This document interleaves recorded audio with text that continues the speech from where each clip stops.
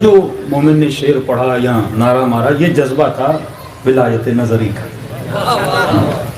جتنے زور سے انہوں نے نعرہ مارا، تو سوال یہ ہے کہ اتنی ولایت عملی میرے اندر ہے، میں اتنے زور سے صبح کی نماز پڑھتا ہوں.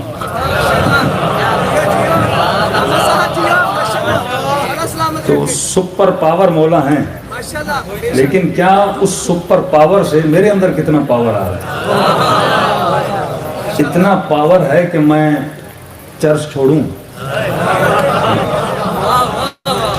اتنا پاور ہے کہ میں بھنگ چھوڑوں، اتنی اطاعت ہے کہ میں صبح کو میٹھی نیند کو چھوڑوں. دیکھو، علی کے در تک پہنچنے کے لیے سب کچھ چھوڑنا پڑتا ہے. ہمارے استاد اخلاق کی بہت پیاری مثال دیتے تھے، یہ ہے میرے ہاتھ کا تلوا. اگر یہاں پہ کوئی ٹیپ سولوشن لگے، آپ اس کو کھینچ کے اتارو، درد نہیں ہوگا. لیکن اگر میرے ہاتھ کے پیچھے وہ ٹیپ سولوشن لگے، کھینچو گے تو درد ہوگا، کیونکہ اس ہاتھ کے پیچھے بال ہیں. فرمایا بالکل اسی طرح جب انسان علی کے در پہ جائے، اگر اس کا دل مختلف چیزوں میں جکڑا ہوا ہو تو جا نہیں پائے گا، تکلیف ہوگی.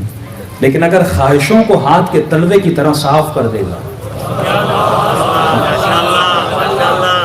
تو جب روح بھی نکلتی ہے نا بدن سے، تو بالکل اسی طرح تکلیف اسے ہوتی ہے جس نے بالوں کی طرح اپنے وجود میں دنیا کی خواہشوں کو چپکایا ہوا ہے. لیکن جس کا ہاتھ بالکل صاف ہے، اب یہ چاہتا ہے نا تو قاسم کی طرح کہتا الموت لی احلا من العسل، موت ہمارے لیے شہد سے زیادہ میٹھی ہے. تو فرمائے بندے خدا تجھے پیدا ہی اسی لیے کیا تاکہ تو صاحب کرامت بنے. اتنے معجزے علماء کے موجود ہیں، لیکن اگر انسان پڑھے، آپ بھی کر سکتے ہیں، لیکن شرط یہی ہے کہ میدان توحید اور میدان رسالت اور میدان ولایت میں وہی داخل ہو سکتا ہے. اللہ نے شرط رکھ دی لا یمسہ الا المطہرون، جب تک تو اپنے وجود کو پاک و پاکیزہ نہیں کرتا. شرط قرآن بھی یہی ہے کہ قرآن کا صفحہ ہے، بغیر وضو کے قرآن کے لفظوں کو تو ہاتھ نہیں لگا سکتا، تو بغیر طہارت کے علی کی ولایت کے میدان میں تو کیسے داخل ہو سکتا ہے؟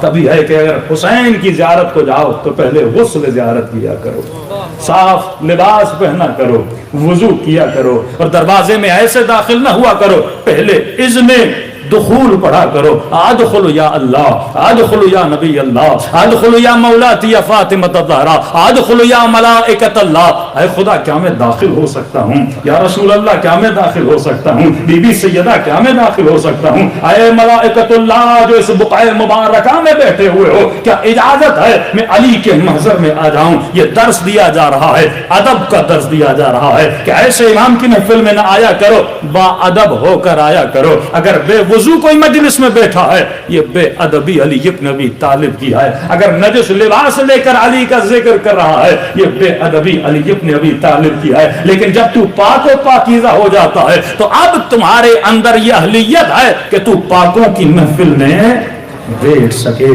تو معصوم فرماتے ہیں بلب تو بلب ہے نا، مثال کے طور پہ ایک بلب فیوز ہے، ایک بلب آن ہوتا ہے.